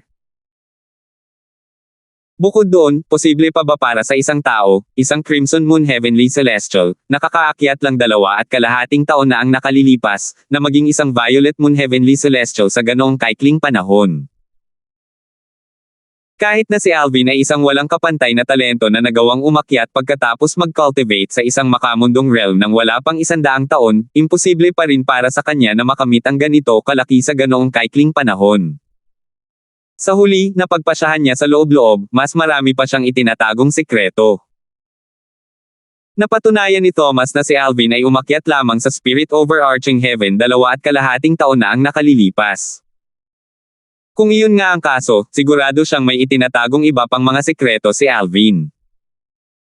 Bukod dito, ang sikretong iyon ay malamang na may kinalaman sa kanyang napakalaking lakas. Natural lamang na natuwa siya nang maisip niya ito. Alvin, hindi ko inaasahan na magiging ganito kalakas. Sabi ni Thomas sa malalim na boses habang nakatingin kay Alvin. Gayunpaman, kung ito lang ang lakas mo, hindi mo maiiwasan ang nalalapit mong kapalaran. Huhulihin at pahihirapan pa rin kita. Palamig ng palamig ang tono niya habang nagsasalita. Bagamat mas malakas ang atake ni Alvin kaysa sa lahat ng pinakamataas na Golden Celestial na nakilala niya, mas mahina pa rin si Alvin kaysa sa kanya. Kaya niyang talunin si Alvin nang hindi man lang ginagamit ang kanyang celestial weapon. Kailangan lang niyang ilabas ang lahat ng kanyang lakas kanina para maitaboy ang atake ni Alvin dahil nahuli siyang hindi handa. Hindi na kailangang sabihin, kung handa siya, madali niyang malalabanan ang atake ni Alvin nang hindi ginagamit ang kanyang buong lakas. Ngumisi si Alvin. Sige, tingnan natin kung kaya mo akong hulihin. Sa sandaling ito, alam na alam niya ang pagkakaiba ng lakas niya at ni Thomas. Kahit hindi gumagamit ng celestial weapon, madaling naharang ni Thomas ang atake niya kahit na matapos niyang gamitin ang kanyang primitive celestial weapon at ilabas ang lahat ng kanyang lakas. Gayunpaman, hindi lang iyon ang mga panlilinlang na mayroon siya sa kanyang arsenal. Makikita mo rin agad. Pangiinis din ni Thomas. Muling lumapit si Thomas kay Alvin. Ang kanyang nagliliyab na celestial origin energy ay lalong lumakas at pumailan lang sa ere. Para siyang isang mapaghiganting Diyos ng apoy na malapit ng magpataw ng parusa. Napakalaki ng kaguluhan kaya't sandaling natigilan sina Ferdinand at Chinyu sa pag-aaway habang nakatitig sa gumagalaw at nagliliyab na enerhiya. Kaya bang pilitin ni Alvin si Ninong na maglabas ng ganito kalaking kapangyarihan? Dahil sa cultivation base ni Ferdinand, hindi pa rin niya maintindihan ang galaw ng kanyang ninong. Gayunpaman, nararamdaman niya na ang lakas na ginagamit ng kanyang ninong ay higit pa sa buong lakas ng isang peak golden celestial. Gayon din, nagulat din si Chinyu. Matapos makipagpalitan ng 20 hanggang 30 galaw kay Ferdinand, nagsimula na siyang makaramdam ng matinding init. Dahil tumigil muna sa pag-atake si Ferdinand, sinamantala niya ang pagkakataong huminga ng malalim. Gayunpaman, kahit na nasa kawalan siya, hindi siya matatalo anumang oras sa malapit na hinaharap. Samantala, malungkot ang ekspresyon ni Alvin habang hinarap niya muli ang mabangis na atake ni Thomas. Sa pagkakataong ito, mas malakas ang atake ni Thomas. Hindi niya mahahadlangan ang atakeng ito kung ginamit niya ang parehong atake na ginamit niya kanina. Bumantong hininga siya sa loob-loob. Mas mahina pa rin ako kaysa sa isang great overarching golden celestial. Di nagtagal, nagsimulang magningning ang kanyang mga mata habang patuloy niyang iniisip ang sarili, gayunpaman, hindi ako mas mahina kaysa sa isang great overarching golden celestial. Whoosh! Swoosh! Isang bagzo ng hangin ang umihip sa hangin habang itinatabi ni Alvin ang kanyang sinaunang celestial sword. Nang makita ito, naguluhan si Thomas. Kasabay nito, isang sinag ng espada na may 7 kulay ang sumilay mula sa kanang palad ni Alvin na nakaharap pababa. Ang aura na inilalabas nito ay napakalakas. 7 butas ng napakagandang espada. Ilang sandali pa, ang 7 kulay na sinag ng espada ay lumutang sa harap ni Alvin. Sa sandaling lumitaw ito, tila pinigilan at sinasakal nito ang mga naruroon. Totoo ito lalo na kina Ferdinand at Chinyu. Kahit ang aura ni Thomas bilang isang great overarching golden celestial ay hindi kasing ganda ng 7 kulay na sinag ng espada. Sa sandaling lumitaw ito, tila wala ng saysay ang lahat ng nasa paligid nito kung ikukumpara. Ito ba ay isang sandata sa langit? Anong grado itong celestial weapon? Ang 3 taong naroon sa pinangyarihan ay gulat na gulat at hindi makapaniwala. Porma sayon ng espada. 13 berdeng espada ng lotes. Kaharap ang bola na apoy na patungo sa kanya, ang 7 kulay na sinag ng espada na nakapalibot sa harap ni Alvin ay lumabas at nahati sa 10,000 sinag ng espada bago muling nagtagpo upang bumuo ng isang porma sayon ng espada. Ang 7 kulay na inilabas nito ay nakasisilaw, parang bahaghari habang patuloy itong lumalabas. Boom! Boom! Isang alon ng enerhiya mula sa sword formation ang kumalat sa lahat ng direksyon, na nagpasimula ng sunod-sunod na pagsabog. Sa sandaling ito, tila ba dumating na ang katapusan ng mundo. Sumili ang kasakiman sa boses ni Thomas. Ang kanyang boses ay parang nagyayelo na parang bumaba ang temperatura ng paligid. Alvin, sino ang mag-aakala na mayroon kang ganitong mataas na uri ng celestial weapon? Gayunpaman, sa tingin mo ba ay ikaw lang ang may celestial weapon? Swoosh! Swoosh! Isang tungkod ang lumitaw sa kamay ni Thomas habang sumusugod siya kay Alvin. Tila lalong tumindi ang apoy sa paligid niya habang mas tumataas pa ito. Ang kanyang aura ay hindi mas mahina kaysa sa sword formation ni Alvin na naglalabas ng 7 kulay na liwanag. Isang pangkaraniwang celestial weapon. Napansin ni Alvin na ang celestial weapon ni Thomas ay mas mataas ang grado kaysa sa isang primitive na celestial weapon. Kung isa lamang itong primitive na celestial weapon, hindi nito mapapalakas ang lakas ni Thomas hanggang sa puntong kasing lakas ito ng Seven Orifices Exquisite Sword. Sigurado siyang isa itong pangkaraniwang celestial weapon dahil sa tingin niya ay malabong magkaroon si Thomas ng isang kilalang celestial weapon. Iniisip ko kung kaya ba itong isuko ng 10,000 soldiers surrender tulad ng iba pang mga sinaunang celestial weapons.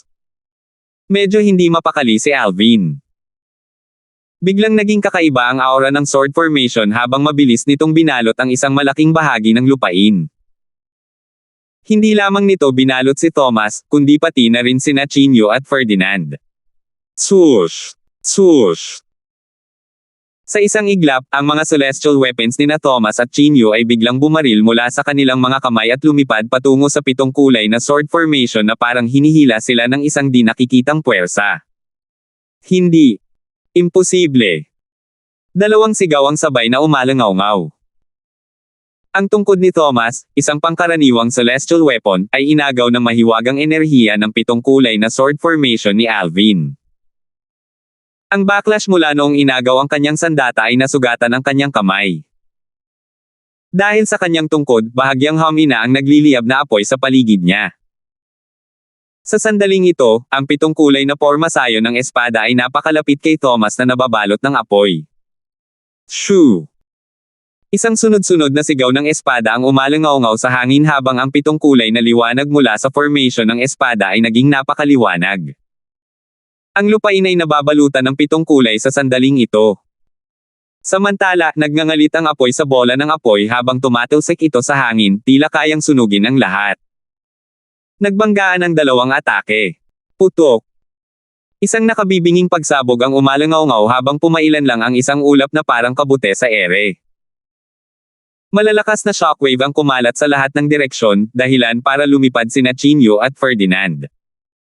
Nasugatan pa nga sila dahil sa shockwave. Mabuti na lang at pareho silang nasa malayo sa sentro ng lindol. Kung hindi, baka napatay na sila. Pareho silang takot na tumigil sa paggalaw. Kasabay nito, isang masakit na sigaw ang umalangaw-ngaw sa hangin. Hindi. Ninong. Biglang nagbago ang ekspresyon ng mukha ni Ferdinand nang marinig ang sigaw na iyon. 2,654. Whoosh! Swoosh!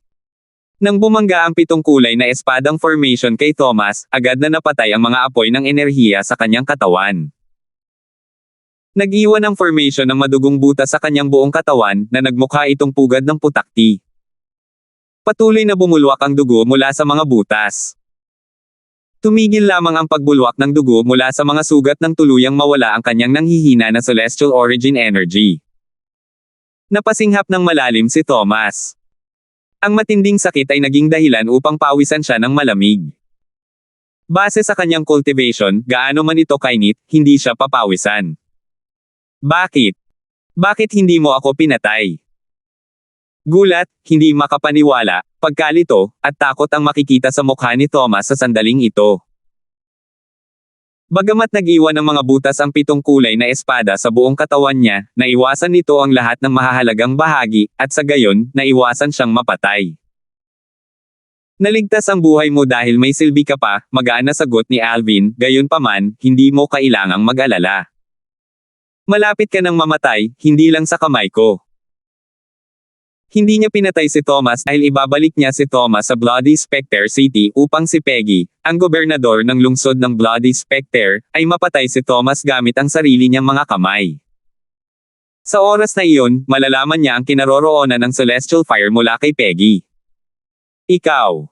Sino ang papatay sa akin? Nanlaki ang mga mata ni Thomas. Nagtanong si Alvin bilang tugon, sino kaya ito sa tingin mo? Natanto ito ni Peggy bago siya biglang napasigaw, Peggy. Wala na siyang ibang maisip maliban kay Peggy. Tutal, si Alvin ay nagmula sa Bloody Spectre City kung saan si Peggy ang gobernador ng lungsod. Tunay na matalino ang kagalang-galang na Elder Thomas. Bahagyang ngumiti si Alvin. Sa sandaling ito, sumigaw si Ferdinand para ipaalala kay Thomas, Ninong, gumamit ka ng soul attack.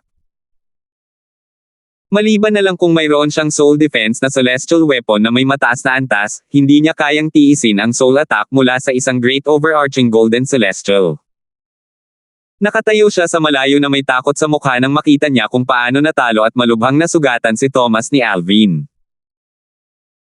Noong nasa Bloody Spectre City si Ferdinand dati, sinabi sa kanya ni Rendan, ang commander ng Silverworm Army, na si Alvin ay nagtataglay ng Soul Defense Celestial Weapon. Kaya naman, hindi natatakot si Alvin sa mga soul attack. Gayunpaman, ang isang pangkaraniwang Soul Defense Celestial Weapon ay makakalaban lamang sa mga soul attack mula sa Golden Celestials, hindi nito makakalaban ang mga soul attack mula sa Great Overarching Golden Celestials. Tanging ang prominenteng Soul Defense Celestial Weapons lamang ang makakalaban sa mga soul attack mula sa Great Overarching Golden Celestials. Naisip niya na napakaliit ng posibilidad na si Alvin ay magkakaroon ng prominenteng Soul Defense Celestial Weapon. Inakala ni Thomas na nalalapit na ang kamatayan, at lahat ng kanyang pag-asa ay nawasak. Gayunpaman, nang marinig ang mga salita ni Ferdinand, ang kanyang mga mata ay nagliwanag ng pag-asa, na parang dalawang nakasisilaw na bituin sa kalangitan sa gabi. Hindi siya nagatubili at mabilis na nagsagawa ng isang soul attack. Isang tila matibay na apoy ang lumabas mula sa glabela ni Thomas. Lumipad ito sa bilis ng liwanag patungo kay Alvin, na ikinagulat ni Alvin. Ang atake ng kaluluwa ng Great Overarching Golden Celestial ay pumasok sa katawan ni Alvin at nagngangalit doon, determinadong sirain ang kanyang kaluluwa. Sa kasamaang palad, nang lumapit ito sa kanyang kaluluwa, biglang nagbago ang sitwasyon. Isang di kapansin-pansing depektibong piraso ng metal ang biglang lumitaw sa pagitan ng atake ng kaluluwa at ng kaluluwa ni Alvin. Para bang may itinayong harang. Ang depektibong piraso ng metal ay kumikinang ng maliwanag habang hinihigop nito ang atake ng kaluluwa gamit ang puwersang tila kayang lumunin ang langit at lupa. Sa isang kisap mata lamang, nawala ang tila matibay na apoy. Ang liwanag mula sa depektibong piraso ng metal ay tila humina sa pangkalahatan, ngunit ang liwanag sa tuktok nito ay tila mas malalim habang kumikislap ito. Abala si Alvin sa sandaling ito kaya hindi niya ito napansin. Kung hindi, matuklasan niya na ang tuktok ng depektibong piraso ng metal ay magre-react sa ganitong banayad na paraan pagkatapos nitong sumipsip ng mga atake sa kaluluwa. Huminga siya ng malalim habang iniisip ang sarili, ang depektibong piraso ng metal na ito ay maihahambing sa isang kilalang celestial weapon. Napakadali nitong nilamon ang atake sa kaluluwa ng isang Great Overarching Golden Celestial. Bukod dito, tila hindi pa ito ang limitasyon nito. Ang depektibong piraso ng metal na ito ay produkto ng Jade Token at ng kakaibang bato. Hindi ko alam ang pinagmulan ng kakaibang bato, pero ang Jade Token ay ibinigay sa akin ng ikatlong tiyuhin ni Kelly, isang makapangyarihang tao mula sa Divine Offering Land na mas malakas pa kaysa sa mga Heavenly Emperor. Kahit ang isang taong tulad niya ay iniisip na mahalaga ito. Iniisip ko kung anong mga sekreto ang itinatago nito. Naisip ni Alvin sa sarili habang tinitingnan niya ang depektibong piraso ng metal ng may pagtataka. Ang tunog ng mga taong naghahabol ng hininga ang nagpabalik sa katinoan ni Alvin. Ibinalik niya ang kanyang atensyon kay Thomas na sumubok na salakayin ang kanyang kaluluwa. Kung hindi dahil sa depektibong piraso ng metal na iyon, malamang ay namatay na siya. Walang salitang makapaglalarawan sa pagkabigla na naramdaman ni Thomas sa sandaling ito. Ikaw. Mayroon kang kilalang sandatang celestial na panlaban sa kaluluwa. Samantala, si Ferdinand ay natakot. Nanginginig ang kanyang boses habang bumubulong sa kanyang sarili, pre-prominent celestial weapon. Ang prominent soul defense celestial weapons ay isa pambihira. Kahit si Thomas, ang unang revered elder ng Nine Spectres County, at ang county governor ng Nine Spectres County ay walang taglay nito. Malakas na napangisi si Alvin. Itinaas niya ang kanyang kamay at itinuro ito kay Ferdinand. Whoosh! Swoosh! Isang sinag ng espada na may 7 kulay ang lumabas, tila kayang sirain ang lahat ng bagay sa langit at lupa. Hindi man lang nagkaroon ng oras si Ferdinand para gumanti ng mahati ang kanyang katawan sa dalawa. Maging ang ekspresyon ng kanyang mukha ay nanatiling pareho noong panahon ng kanyang pagkamatay. Malinaw na wala siyang oras para gumanti sa atake ni Alvin. Boom! Casual na itinulak ni Alvin ang kanyang palad. Ang kanyang tila walang kapantay na celestial origin energy ay sumugod at winasak ang bangkay ni Ferdinand. Walang natira maliban sa isang singsing na nakalutang sa hangin. Itinaas niya ang kanyang kamay at dinala ang singsing sa kanya. Si Ferdinand na kanina lang ay puno ng buhay ay tuluyang naglaho. Samantala, si Thomas ay labis na natakot na gumalaw kahit isang kalamnan nang makita niya ito.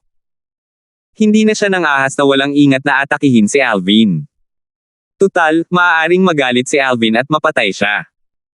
Bukod pa rito, batay sa lakas na ipinakita ni Alvin, hindi siya sigurado kung mapipigilan niya si Alvin kahit na malubhang nasugatan si Alvin. Whoosh! Swoosh! Isang nakakabinging ingay ang pumukaw sa atensyon ni Alvin habang itinatabi niya ang spatial ring ni Ferdinand. Tumangala siya at nakita ang isang guhit ng liwanag na sumisikat mula kay Thomas patungo sa direksyon ng ari-arian ng gobernador ng county sa bilis ng liwanag. Communication Celestial Talisman.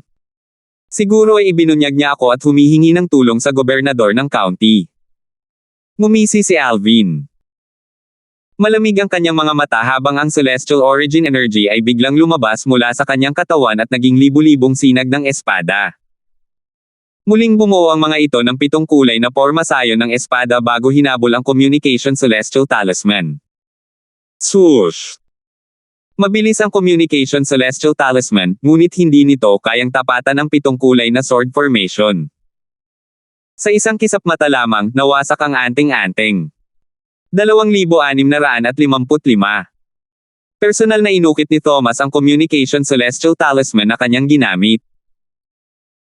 Ang bilis nito ay maihahambing sa isang Great Overarching Golden Celestial, at bahagyang mas mabagal lamang ito kaysa sa kanyang pinakamataas na bilis. Ang mga mas mahina kaysa sa isang Great Overarching Golden Celestial ay hindi makakahabol sa kanyang Communication Celestial Talisman, lalo na't hindi ito maharangan. Gayunpaman, palaging may exception. Bagamat malayo ang cultivation base ni Alvin sa isang Great Overarching Golden Celestial, ang kanyang atake ay hindi mas mahina kaysa sa isang ordinaryong Great Overarching Golden Celestial nang gamitin niya ang Devata Artifact, ang 7 Orifices Exquisite Sword, at pinakawalan ang lahat ng kanyang lakas. Dahil dito, naabutan niya ang Communication Celestial Talisman at hinaranggan ito. Sa katunayan, dahil sa pagkawala ng kaluluwa ng artifact nito, ang 7 Orifices Exquisite Sword ay hindi na kasing lakas ng dati. Kung hindi, ang Communication Celestial Talisman ni Thomas ay hindi sana umabot sa puntong ito. Malaki ang ipinagbago ng ekspresyon ni Thomas nang makita niyang ang Communication Celestial Talisman na ginamit niya ay madaling naharang. Magkahalong takot, pagkabigla, at kawalan ng paniniwala ang makikita sa kanyang mga mata nang muling tumingin siya kay Alvin. Napaisip siya sa sarili, paano naging posible na ang isang taong kakaakyat lang sa Spirit Overarching Heaven 2 taon na ang nakalilipas ay mas malakas kaysa sa akin. Kahit gaano pa ito kaimposible, kailangan niyang tanggapin ang katotohanan ito. Alvin. Bulong ni Chinyu, gulat na gulat, habang nakatingin kay Alvin na nakatayo sa tabi niya. Bagamat alam niyang malakas si Alvin at nakapag-master ng ilang mga pamamaraan at banal na kakayahang celestial na nasa antas langit, hindi niya inaasahan na ang lakas ni Alvin ay maihahambing sa isang dakilang ginintoang celestial. Nasaksihan niya ang pagkatalo ni Alvin kay Thomas, ang unang iginagalang na elder ng ari-arian ng gobernador ng county sa 9 Specters County at isa sa 2 dakilang ginintoang celestial sa 9 Specters County. Paano siya hindi makakaramdam ng pagkagulat? Higit sa lahat, alam niya kung hindi nagpigil si Alvin, maaaring napatay ni Alvin si Thomas. Sa sandaling ito, pakiramdam niya ay nakatingin siya sa isang estranghero nang tumingin siya kay Alvin na tila puspos ng banal na kapangyarihan. Matapos gamitin ni Alvin ang kanyang 7 kulay na pormasayo ng espada na pinalakas ng 7 Orifice Exquisite Sword upang gapyusin si Thomas, tumingin siya kay Chinyu at nakangiting nagtanong, Chinyu, gusto mo bang bumalik sa Bloody Spectre City o dapat ba kitang ibalik sa County City?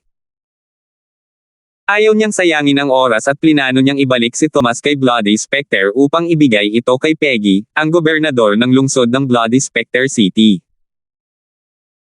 Talagang hindi niya inaasahan na matatalo niya si Thomas sa loob lamang ng 2 taon pagkatapos niyang makarating sa County City ng 9 Specters County. Ang boses ni Alvin ang nagpabalik kay Chinyu sa realidad.